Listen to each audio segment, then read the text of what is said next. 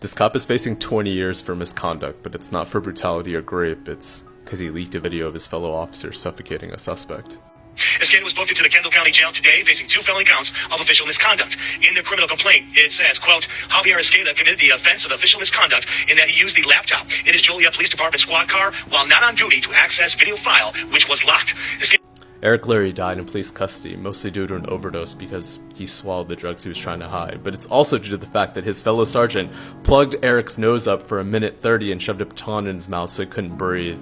The sergeant, now on desk duty, says he wants the Joliet Police to come clean on what he calls a culture of cover-ups, including the one he blew the whistle on last year. The death of Eric Lurry is seen here in the back of a squad car, handcuffed despite a plastic bag of drugs possibly still stuck in his mouth. He appears to be having a medical emergency, but instead of an instant ambulance, he got this. Hey, wake up, bitch! What was the hardest part about watching that you saw? The hardest part of watching that video was watching another fellow sergeant slap him and calling him a bitch on that video.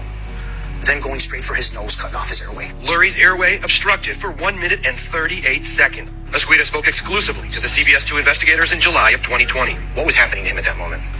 He's suffocating. A little off topic, but it's worth mentioning that the state of Illinois is currently investigating that same department's everyday policing procedures. Meanwhile, Javier over here is facing 20 years in prison for leaking one video.